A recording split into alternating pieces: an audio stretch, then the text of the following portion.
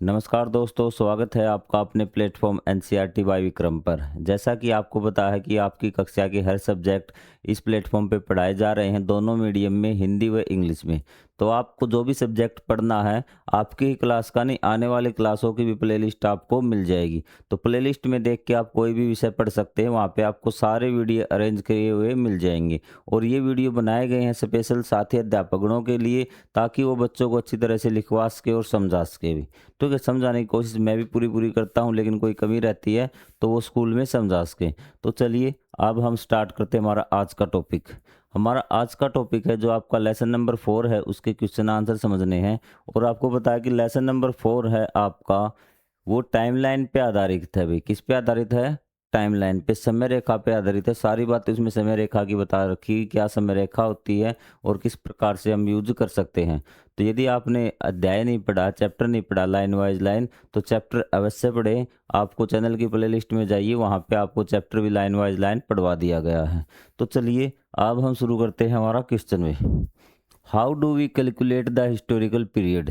कि जो आपका हिस्टोरिकल पीरियड है ना, ऐतिहासिक जो काल है, समय है, जो आपका भूतकाल है, हम उसको कैसे गणना करते हैं, उसकी किस प्रकार से गणना कर सकते हैं। देखिए पूछना क्या चाहता है, ये पूछना चाहता है कि 2025 है आज, सबको पता है कि 2026 ये डेट है आगे।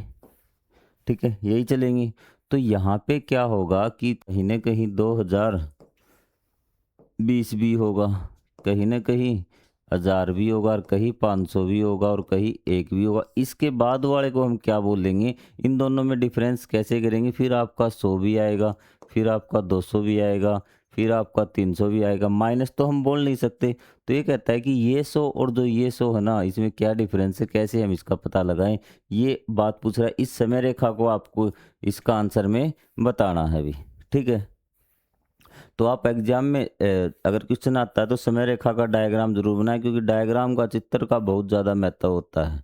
ठीक है, जो चीज़ें आपके शब्द नहीं कह पाते, वो बातें आपका डायग्राम कह के बता देता है। तो चलिए इसको समझते हैं। अभी आपको लिखना क्या है थ्योरी में,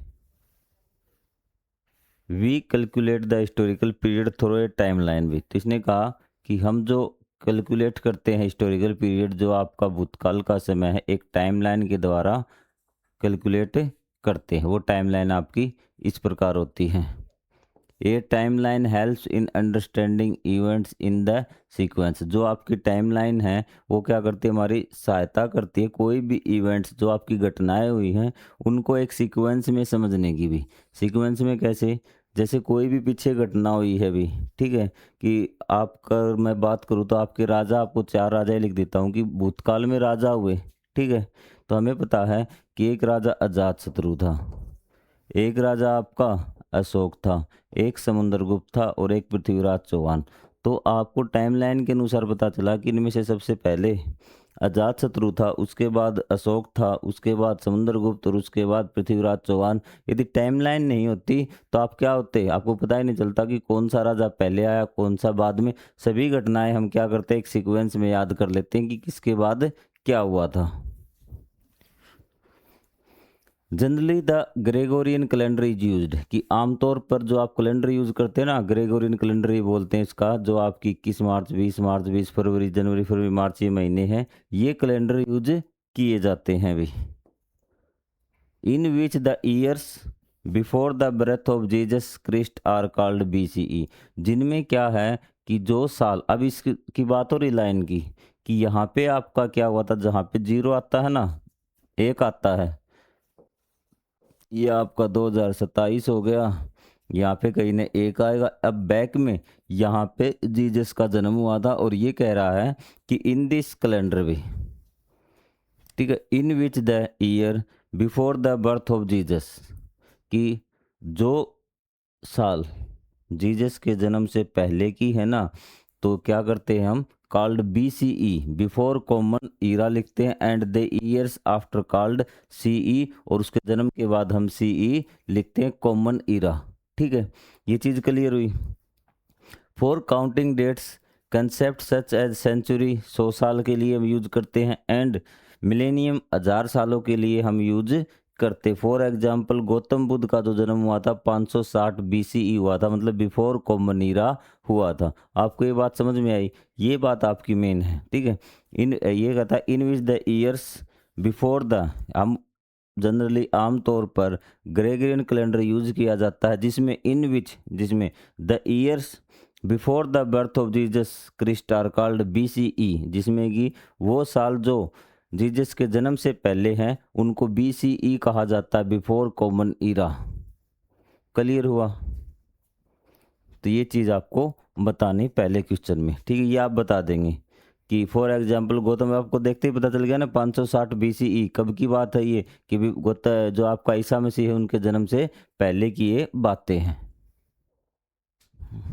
चीज़ें क्लियर पहले की कि कौन सी चीज़ें हमें काम आती है कैलकुलेट करने में। तो मेन तो ये भी आपका हो जाएगा 100 ईयर और ये 1000 ईयर वाला भी। How do various sources help to understand history, कि आपको इतिहास के स्रोत पता करने हैं कि वो हमारी किस प्रकार से मदद करते हैं हिस्ट्री को जानने में भी, कि कौन कौन से अलग अलग प्रकार के सोर्स है भी, ठीक है। We take help from different type of sources to understand history, कि हम बहुत प्रकार के सोर्स है जिनसे हम इतिहास के बारे में जान सकते हैं, इतिहास के बारे में समझ सकते हैं। Known as sources of history, तो उनको ऐतिहासिक स्रोत कहा जाता है। वे जो भी सोर्स, जो हमें जो भी चीज़ें हैं, वस्तुएं हैं, जो हमें इतिहास के बारे में जानकारी देते हैं, उनको हम क्या बोलते हैं? हिस्टोरिक सोर्सेज बोलते हैं, या फिर सोर्सेज ऑफ हिस्ट्री हम उनको बोलते हैं। These sources help us learn about the events, ये हमें घटनाओं के बारे में, जो प्राचीन घटनाएं होती थी ना, उसके बारे में बताती है। And lifestyle of the past, और जो अतीत में जीवन कैसा जीते थे लोग, किस प्रकार की संस्कृति थी, उसके बारे में हमें ये ज्ञान कराते हैं सोर्सेज, जो भी आपके हिस्टोरिक सोर्स हैं वो सारी चीज़ें भी, ठीक है। जैसे हिस्टोरिक सोर्स जरूरी नहीं कि आपको 1000-2000 सालों पुरानी बात कराऊं। आपके पेरेंट्स के दादा दादी के आप कुछ अवशेष आपने देखे होंगे, उनके आपने पहनावा पड़ा होगा, उनके भी कोई पुराने कपड़ों की जोड़ी पड़ी होगी, आप देख सकते हो किस प्रकार हैं भी, ठीक। उनके शादी की एल्बम होगी, वो भी आपका, आपके लिए क्या हिस्टोरिक स्रोत है, उसका आप देख सकते हैं कि उसमें वो किस प्रकार के पहले कपड़े पहनते थे, किस प्रकार का खाना वगैरह। तो ये सारी हिस्टोरिक जो आपके सोर्सेज है वो हमें हिस्ट्री को जानने में मदद करते हैं, और हम जान सकते हैं हाउ दे लिव्ड, वो कैसे रहते थे भी। चीज़ें क्लियर हुई आपकी यहाँ से? अब हम मेन टाइप ऑफ सोर्सेज भी, आर्कियोलॉजी सोर्सेज भी, जैसे आपकी जो पुरानी वस्तुएं हैं ना, ऐसे स्रोत, pottery, tools, coins, bones, monuments, मूर्तियाँ वगैरह, तो ये सब क्या आती हैं? आर्कियोलॉजिकल सोर्सेज में आती हैं। ओरल सोर्सेज मतलब जो आपको सिर्फ मौखिक स्रोत हैं आपके, लिखित रूप में उनका कोई प्रमाण नहीं है, वो है आपका फोक टेल्स, स्टोरीज, सॉन्ग, जेनेलॉजिस की जो आपकी कथाएं हैं ना, तो ये सब कथाएं हैं, कहानियां हैं, गीत हैं, ये सब इसमें आती हैं। तो आपको इसमें ये नहीं करना है कि आपको सारे वर्ड याद करने हैं, आपको मैं 5-7 वर्ड दे रहा हूँ एक में, आप 1-2 याद कर दिए एग्जाम्पल के तौर पे, ठीक है। 4 याद करेंगे, 1-2 आपको याद हो जाएगा भी। लिटरेरी सोर्सेज मतलब आपका साहित्यिक सोर्स भी, मतलब किताबें जो आपकी ग्रंथ मिले हैं, जैसे मनुस्क्रिप्ट है, पांडुलिपियाँ हैं, रिलीजियस धार्मिक टेक्स्ट हैं, पोइम हैं, ड्रामा, नाटक हैं, जो उनकी यात्राएं, यात्रियों का क्या है? वृत्तांत है भी, यात्राओं का वृत्तांत है। तो ये सारी चीज़ें, और क्या? साइंटिफिक सोर्सेज, और जो एक सोर्स है जो हम वैज्ञानिक रिसर्च करते हैं ना पुरानी चीज़ों पे, वो भी, जैसे हमें फॉजिल मिले, जीवाश्म मिले हैं, जेनेटिक स्टडी मिली, हमने जीन्स की स्टडी की है, ठीक है। And research related to the climate change, और हम रिसर्च कर रहे हैं कि जलवायु किस प्रकार से बदल रही है। तो जितने भी हम रिसर्च कर रहे हैं पास्ट की चीज़ों पे, उन सब से हम क्या है? इतिहास के बारे में जान सकते हैं। तो आपको इनमें से मैंने, ये आपके टाइप हैं, ये टाइप तो आपको ज़रूर याद रखने हैं, और इनके एग्जाम्पल के तौर पे आपको ज़रूरी नहीं कि आप ये पाँचों के पाँचों याद रखेंगे। आप कोइंस, बोन्स लिख लीजिए, टूल्स, पोट्री, ये सारी चीज़ें ज़्यादा लिखने की ज़रूरत नहीं है, आपको बस इसके टाइप याद करने हैं, और आपके 1-2 आपको एग्जाम्पल देना है भी। ये सोर्स आपके हो गए। अब ये सोर्स है, these source help us to understand how people lived, ये मैंने आपको बता दिया, लेकिन बिल्कुल सिंपल लैंग्वेज में अगर आपको लिखना है तो these sources help us to understand how people lived, कि ये जो सोर्स है हमारी सहायता करते हैं क्या जानने में, हाउ पीपल लिव्ड, कि लोग कैसे रहते थे, व्हाट दे थॉट, वे क्या सोचते थे, एंड व्हाट दे डिड, वे क्या करते थे, इन एशियंट टाइम, पुराने समय में भी। क्लियर हुई चीज़ें? अब भी कोई डाउट रहता है तो अब भी आप कमेंट बॉक्स में पूछ सकते हैं। How did early human live भी, अर्ली ह्यूमन मतलब कि पहले आदमी कैसे रहता था, आदि मानव ही मान लीजिए भी, ठीक है, आदि मानव कैसे रहता था इसके बारे में पूछा है अभी। Early human lived a very simple life and were dependent on nature भी, कि जो अर्ली ह्यूमन है आदि मानव बहुत ही सिंपल लाइफ वो जीते थे और डिपेंडेंट ऑन नेचर, प्राकृतिक पर डिपेंड थे, मतलब सारी चीज़ें वो प्रकृति से प्राप्त करते थे। प्रकृति पर डिपेंड होना मतलब कि वो जो चीज़ें हमें प्रकृति से प्राप्त होती है उन पे निर्भर रहना। जैसे आज हम सबसे ज़्यादा ज़रूरत किसकी होती है, आज हमें टेक्नोलॉजी की ज़रूरत है, हम टेक्नोलॉजी पे डिपेंड होते जा रहे हैं हर काम पे भी, ठीक है। They were mainly hunters and food gatherers भी, वो क्या थे, या तो शिकारी शिकारी थे और फूड गेदर्स थे। फूड गेदर मतलब खाद्य संग्राहक होता है भी, क्या होता है, खाद्य संग्राहक, खाना खाने को इकट्ठा करने वाले भी। वो शिकार करते थे और खाना इकट्ठा करते थे, उनको और कोई काम नहीं था, मेनली उनका यही काम था भी, ठीक है। आदिमानव की बात हो रही है। They lived in groups and took shelter in caves और रॉक शेल्टर्स, वो कहते हैं या तो क्या थे कि वो ग्रुप में रहते थे और गुफाओं में वो ग्रुप बनाकर गुफाओं में रहते थे भी वो, ठीक है।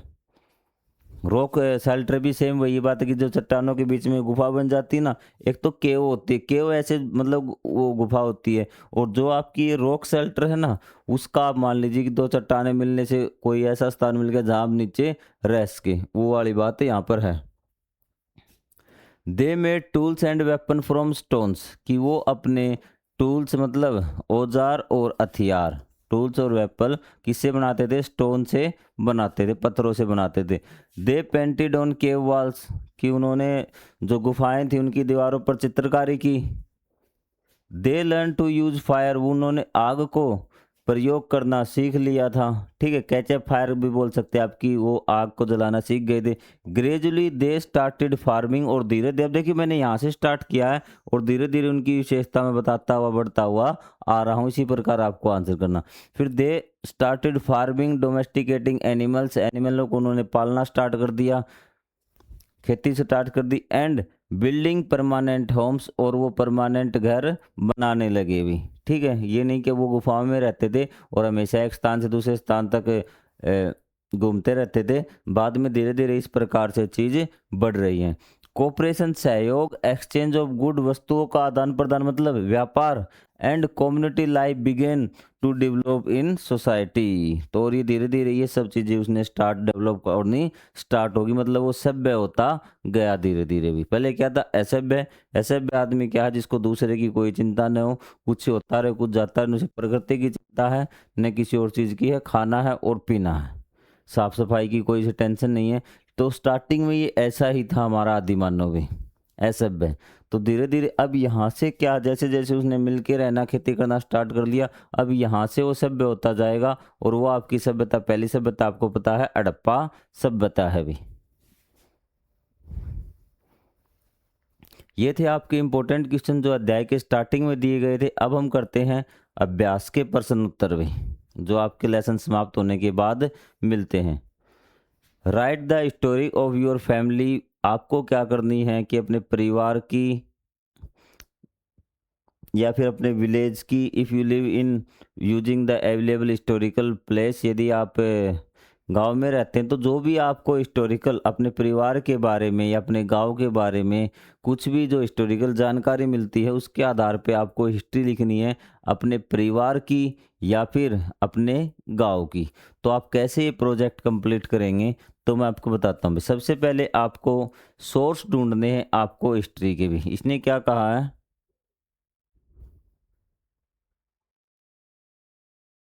मैं आपको ये क्या है, सोर्स आपको आंसर में नहीं लिखने, पहले आपको सिर्फ अपने परिवार की हिस्ट्री लिखनी है। मैं आपको बताता हूँ कि आपको अपने परिवार क्या गाँव की हिस्ट्री कैसे मिलेगी, वो आपको मैं बताता हूँ। आपको ये आंसर में नहीं लिखना, आंसर में क्या लिखना है वो भी मैं आपको बता दूंगा अभी। सबसे पहले आपको ओरल सोर्सेज पे जाना है अभी। किस पे? ओरल सोर्सेज पे। ओरल सोर्सेज आपके कौन से होंगे? मौखिक स्रोत, conversation with grand parents and elderly people of the village. कि सबसे पहले जो बड़े बूढ़े हैं ना, आपके दादा दादी आपके घर पे, उनसे बात कीजिए। अगर नहीं है तो गांव में बड़े बुजुर्गों से पूछिए और अपने गांव के बारे में पूछिए कि गांव में पहले क्या था और कैसे गांव की शुरुआत हुई थी, और उसको मेंशन करते जाना। क्लियर है बात? फिर आप क्या कीजिए, return sources, old letters, lead documents and gram panchayat record books. तो आपको घर में अगर पुराने लेटर्स पड़े हैं वो देखने हैं, लैंड डॉक्यूमेंट्स देखने हैं कि वो जो ज़मीन के जो कागज है ना वो आपको देखने हैं। तो या फिर आप पटवारी से भी बात कर सकते हैं भी, ठीक है। And gram panchayat record books आप चेक कर सकते हैं कि जो पुरानी मिलेंगी ना तो उसमें लिखा हुआ मिलेगा कि किस साल क्या काम हुआ था और गांव में किस प्रकार विकास हुआ था, क्या बदलाव किया गया था। दो चीजें हो गई।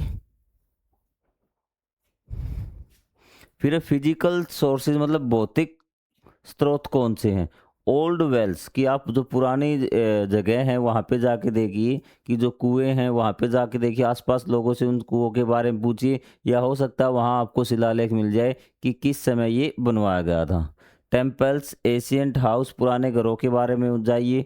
एंड एनी इंस्क्रिप्शन, यदि कोई लिखित में अगर कोई शिलालेख वगैरह है तो उस चीज़ को पढ़िए। तो तीन प्रकार से आप अपने गांव के बारे में भी और खुद के बारे में भी जानकारी हासिल कर सकते हैं। जो अपने परिवार के बारे में तो अपने परिवार के लोगों से मिल जाएगा, जो आपके रिलेटिव्स हैं उनसे सारी जानकारियां मिल जाएंगी। आपके दादा का क्या नाम था, वो पहले क्या करते थे। अगर खुद के बारे में मतलब दो में से लिखनी, या तो अपने गाँव के बारे में लिखो या अपने परिवार के बारे में लिखो।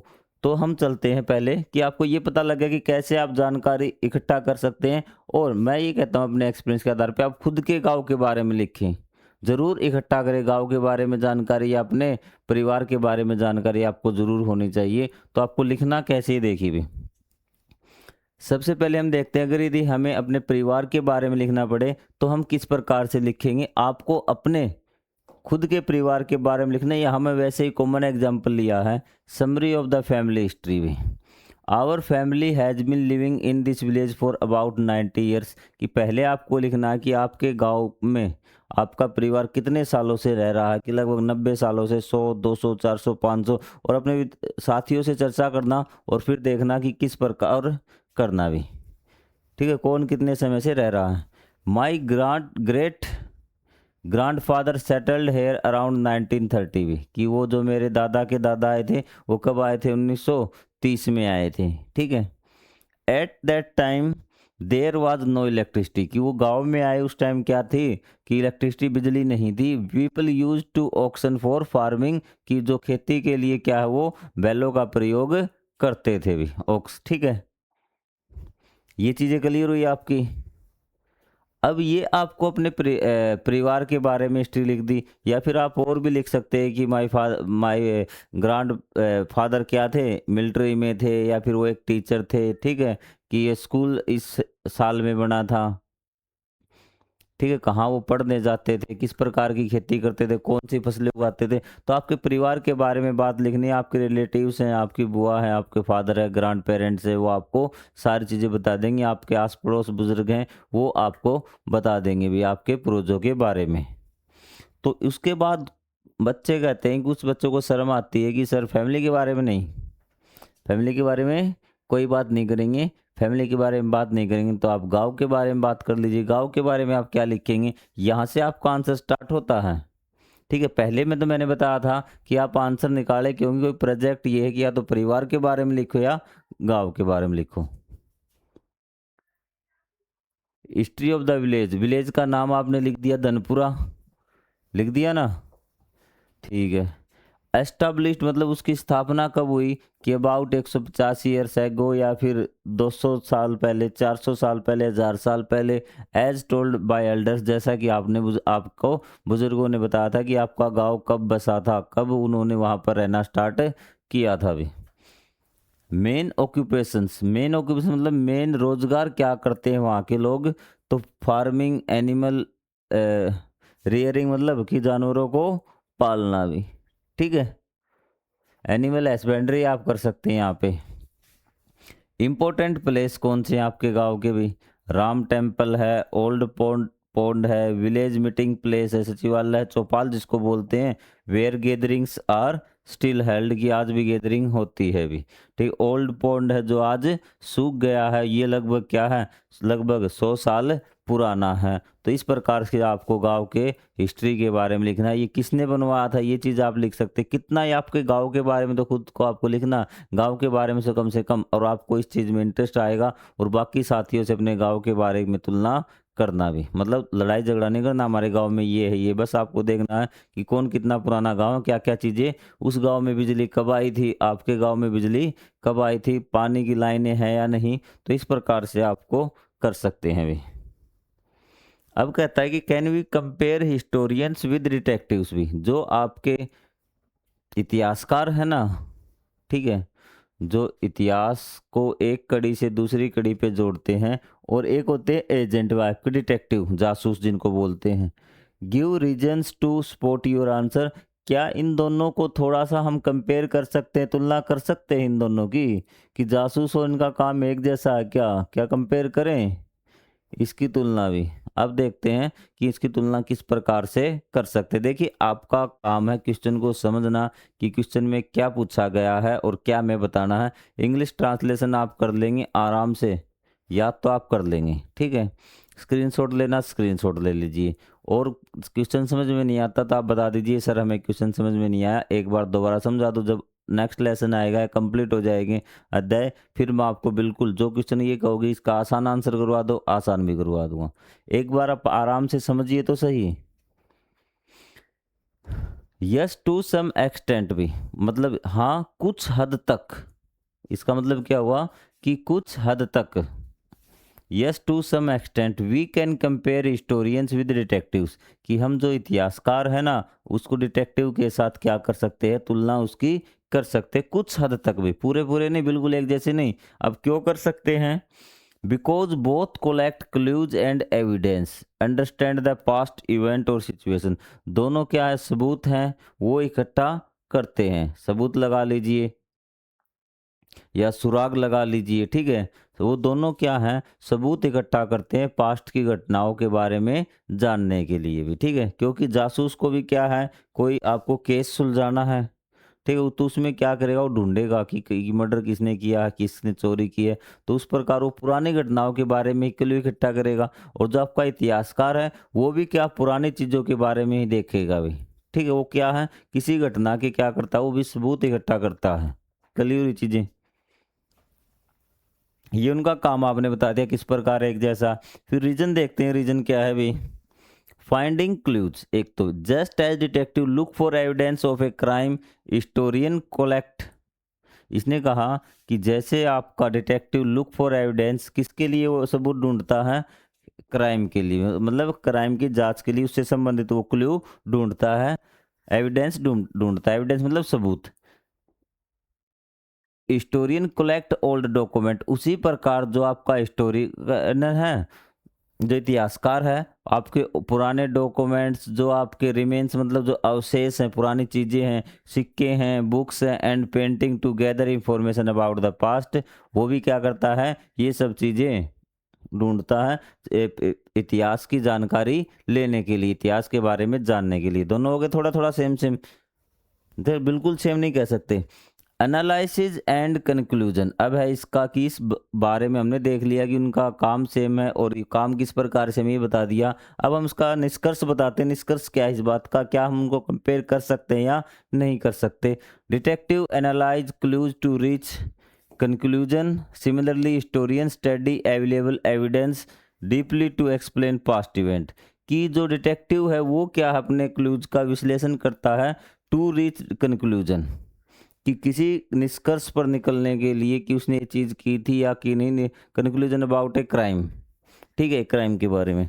सिमिलरली इसी प्रकार जो हिस्टोरियन है वो स्टडी करता है अवेलेबल एविडेंस की, जो उसे एविडेंस मिले हैं, deeply to explain past event, कि वो उससे जो भूतकाल की घटना है ना उसको एक्सप्लेन करता है, दोनों की बात भी सही, दोनों क्या है कि कोई सी घटना को फैसला करने के लिए क्या करते हैं, उन सबूतों का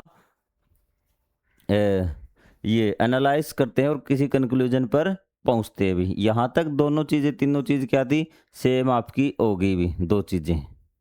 अब लास्ट में क्या होगा भी, अब तीसरा है revealing hidden facts. Both try to uncover और हिडन और अननोन फैक्ट्स की, दोनों ही उन चीज़ों के बारे में प्रकाश डालने की कोशिश करते हैं जो चीज़ें हमें नहीं पता, न हमें भूतकाल के बारे में पता, न हमें किसी घटना के दोषी के बारे में पता, कि वो सारी चीज़ें सामने लेके आते हैं जो हमें नहीं पता भी। तो ये इनकी समानताएं थी, तीन समानताएं आपको बता दें। दोनों सबूत इकट्ठा करते हैं, दोनों सबूत इकट्ठा करके घटनाओं के बारे में, पास्ट की घटनाओं के बारे में जांच पड़ताल करते हैं, और दोनों ही क्या करते हैं, हमें ये अननोन फैक्ट्स बताते हैं भी। तीन आपको कारण बता दिए कि हम उनकी तुलना कर सकते हैं, तीन काम उनके मैच हो रहे हैं। फिर कहता है कि कंपेयर करें या नहीं करें। Thus there are similarities between the work of historian and a detective, कि कुछ अंतर है, ठीक है, सॉरी, समानताएं हैं जो आपका इतिहासकार है और डिटेक्टिव के काम में। हाउएवर फिर भी the purpose of historian is scientific, जो उसका जो पर्पज उद्देश्य है वो साइंटिफिक है, मतलब वैज्ञानिक है, and educational, while detective aims to solve crime. और जबकि डिटेक्टिव का जो उद्देश्य है वो क्राइम को सोल्व करना है, अपराध को सोल्व करना है, ठीक है। इस क्वेश्चन में ये बताया था कि बच्चों ने थोड़ा सा बड़ा हो गया, बड़ा नहीं हुआ है, अगर 5 या 6 नंबर का आ गया तब ये छोटा पड़ जाएगा। तो अगर आपको बड़ा लगता है तो आप क्या कर सकते हैं, मैं बताता हूँ आपको। इसमें से जो पॉइंट लिखवाए हैं ना, तो यहाँ तक लिख देना अगर 1 नंबर का है तो yes, to some extent we can compare historian and detective because both collect clues and evidence to understand the past event और सिचुएशंस। बस यहाँ तक कर देना कि दोनों ही क्या है, जो आपके क्लू ढूंढते हैं भी, ठीक है। और आपका 2 या 3 नंबर का है तो इनमें से पॉइंट आप छोड़ सकते हैं। मैं आपको 100% करवाने की कोशिश करता हूं ताकि आपको अच्छी तरह से समझ में आ जाए, किसी प्रकार की कोई दिक्कत न हो। आपको शॉर्ट भी इसी में से निकालना है और लॉन्ग भी इसी में से निकालना है, क्योंकि आपसे पूछ से कि क्वेश्चन नहीं देगा अभी।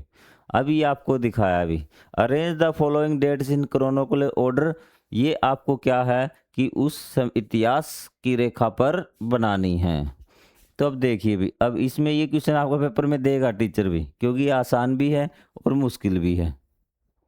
यहाँ पे आपका मान लिया 2028 हो गया अभी, और यहाँ पे तो आपका 1 हो गया। तो इस साइड तो BC होगा, सॉरी, कॉमन ईरा। इस साइड तो क्या ध्यान रखना, CE, इस लाइन के, और इस साइड क्या है, BCE। अब आपको ये कॉमन लाइन पे दिखानी है भी। तो सबसे पहले आप क्या करेंगे कि CE वाली देख लो भी, कॉमन ईरा वाली 323, 100, और भी है क्या, 1024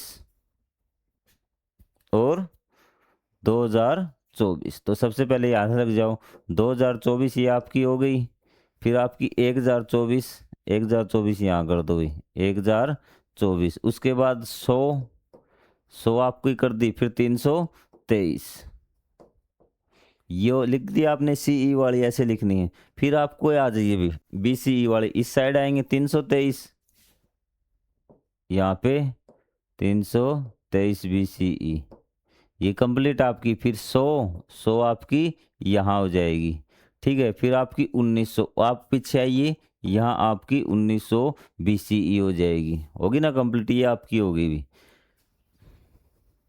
क्लियर हुई चीज़ें आपको? यहाँ से कोई डाउट हो तो आप बोलिए भी, ये कर दोगे। टाइम लाइन अगर आपको नहीं बनानी आती तो आपको लेसन में कुछ नहीं आता भी, ठीक है, ये बात क्लियर है। और टाइम लाइन बनानी बिल्कुल आसान है, कि आपको क्या करना है कि ये आपका CE है और ये आपका BCE है, बिफोर कॉमन ईरा और कॉमन ईरा है। यहाँ आपकी 1 2 3 4 ऐसे आएंगी, यहाँ पे उल्टे आएंगी।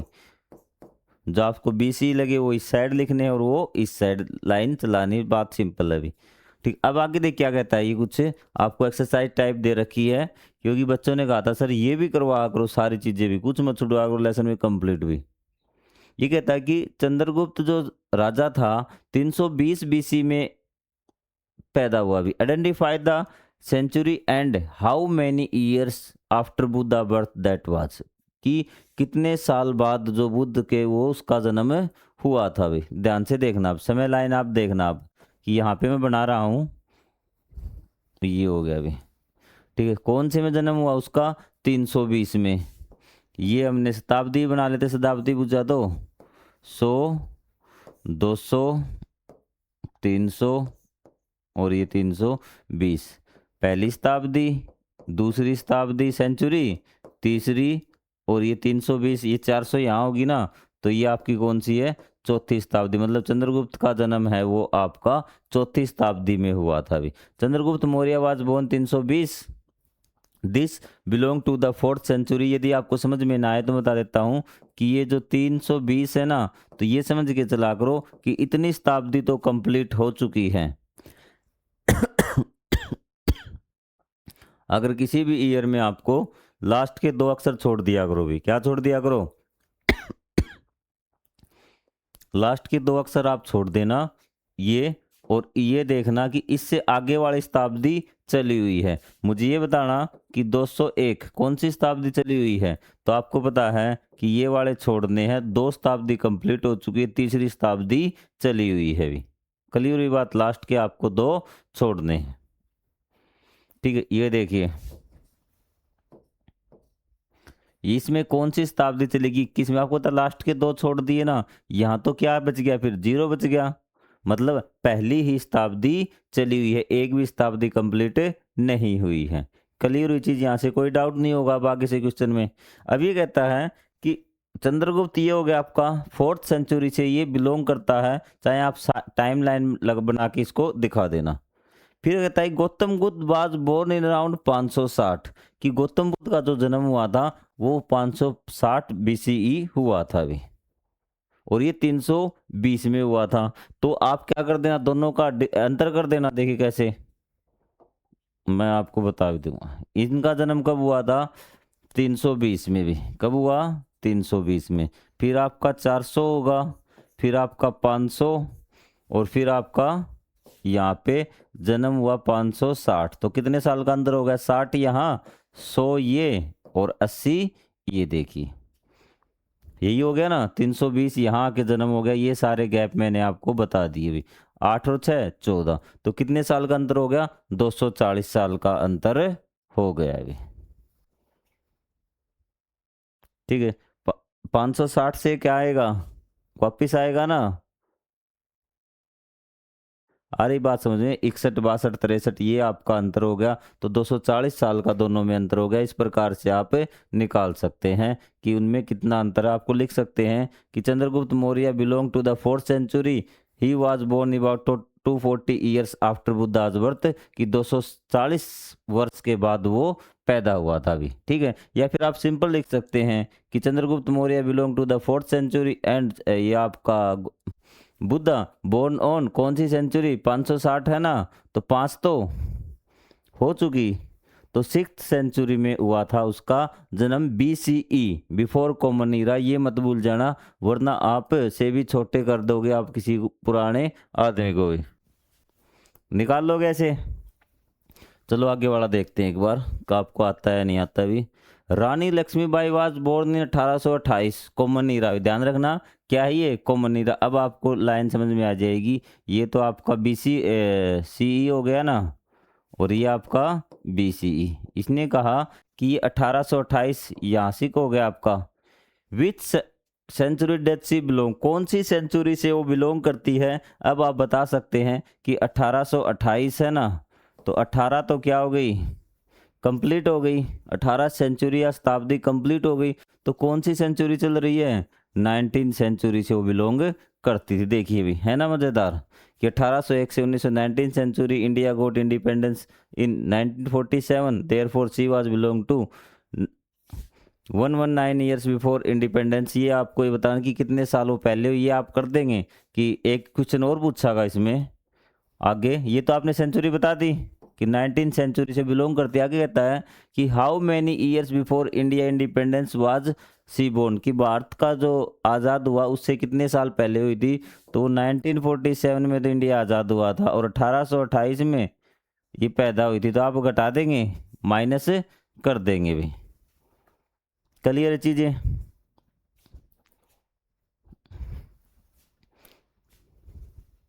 ठीक है, ये आपके Lakshmibai belong to the 19th century, she was born 119 years before Indian independence, की भारत की आज़ादी से वो 119 साल पहले। ये है 12,000 ईयर्स एगो इनटू ए डेट। आपको किसमें है डेट, आपकी वही मानी जाएगी, तारीख आपकी। इसने कहा कि डेट में बदलो, कि जिसके आगे बीसी या बीसीई लगा होगा तो आपको कुछ नहीं करना, उसको क्या करना, आज की डेट में से उसको घटा देना है। भी क्या घटा देना है, आज की डेट में से 2025 में से आपको क्या माइनस करना है, 12,000। क्या माइनस करना है, 12,000। कहेंगे सर ये तो माइनस में उत्तर आएगा 9975, ये आंसर आएगा। तो माइनस में अगर आंसर आ जाए तो आपको क्या करना है कि उसके आगे BCE लगा देना। क्या लगा देना, BCE, मतलब ये 9975 BC आपका। इस प्रकार से आप डेट चेंज कर सकते हैं CE और BCE में। ठीक है, 2 साल कहता है, ये 2 साल पहले को बदलो, 2 साल को बदलो। तो हम क्या करते, 2 साल घटा देते। इसने 12,000 को कहा था, हमने 2,000 जो आज की साल चल रही उसमें से हमें घटा देंगे भी। विजिट टू ए म्यूजियम भी, कि एक म्यूजियम पे आपको विजिट करनी है और वहाँ पे क्या करना है कि उसके बारे में आपको एक छोटा सा नोट लिखना था। क्या करना था भी, collect some prior information about the exhibits during the visit, take notes after the visit. आपको क्या शॉर्ट रिपोर्ट आपको लिखनी थी, आपको एक म्यूजियम की। म्यूजियम होता है आपका संग्रहालय भी, जहाँ पुरानी चीज़ें इकट्ठा करके रखी जाती थी। अब आप शॉर्ट नोट आप पे लिख रहे हैं, ये वाकई तो इंग्लिश ग्रामर का काम है, वहाँ पे पैराग्राफ लिखना आता है कि एक प्रस्ताव ऐसे लिखना, लेकिन इसमें भी दे दिया। क्या कर सकते हैं, our school organised an education trip to the state museum, की हमारे स्कूल ने क्या किया, एक स्कूल ट्रिप, एजुकेशनल जो ट्रिप थी वो आपकी ऑर्गेनाइज की। और कहाँ जाना था हमें, स्टेट म्यूजियम भोपाल, ऑन 12 अगस्त 2025 को ये आपकी क्या हुई थी, विजिट हुई थी। About 50 student from class 6 to 8 participate, कि 6 से 8 क्लास के 25 स्टूडेंट ने इसमें पार्टिसिपेट किया। In the museum we saw many interesting things related to the culture भी, तो हमने क्या किया, बहुत सारी इंटरेस्टिंग चीज़ें देखी वहाँ पर।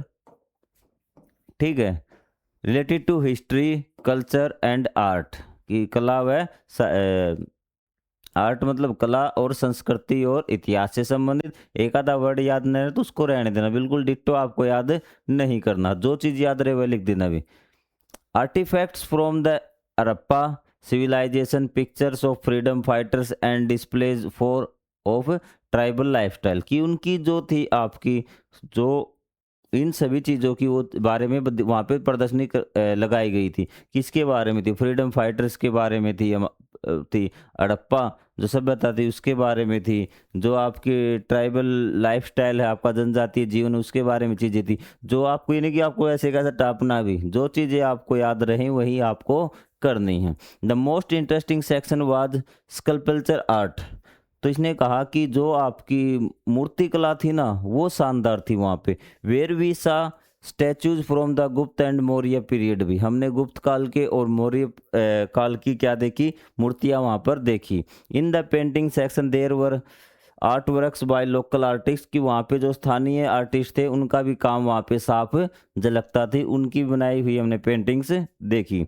This visit was not only enjoyable but also very informative, ये सिर्फ केवल मनोरंजन वाली विजिट नहीं थी, ये काफ़ी इंफॉर्मेटिव थी, जानकारी देने वाली, ज्ञान देने वाली विजिट थी। All student took notes and share their experience, कि सभी स्टूडेंट ने अपने नोट्स बनाए और अपना एक्सपीरियंस शेयर किया। बाद में कक्षा में आगे क्या चीज़ अच्छी लगी क्या नहीं लगी, तो इस प्रकार से आप लिख सकते हैं और आप लिखवा सकते हैं। फिर आपका क्वेश्चन आता है, इनवाइट द आर्कोलॉजिस्ट और हिस्टोरियन, क्या तो इतिहासकार को या कोई पुरातत्वविद जो पुरातात्विक चीज़ इन पे रिसर्च करता है उसको आपको क्या करना है, इनवाइट करना है और आपको समझाना है कि local history and its importance, कि जो आपका इतिहास है वो कितना महत्वपूर्ण है, इस बात के बारे में आपको क्या करना है, इनवाइट करना है।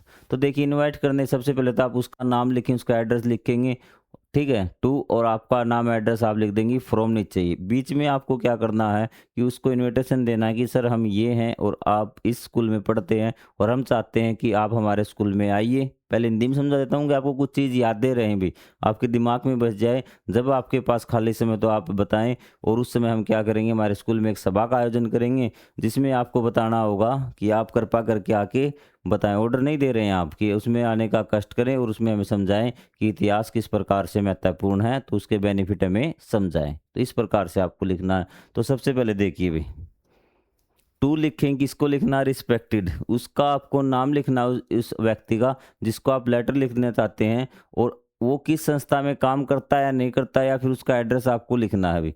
फिर आपको सब्जेक्ट लिखना है, invitation to deliver a lecture on, कि क्या है कि एक ये आमंत्रण है एक लेक्चर देने के लिए, किस टॉपिक पे, local history and why it's it's important, कि लोकल हिस्ट्री, स्थानीय इतिहास, और ये क्यों ज़रूरी है, इस विषय पे क्या देना है, एक लेक्चर देना है। इसके आमंत्रण हेतु आप पत्र लिख रहे हैं। सब्जेक्ट यहीं से आपको समझ में आ जाएगा अगले को भी।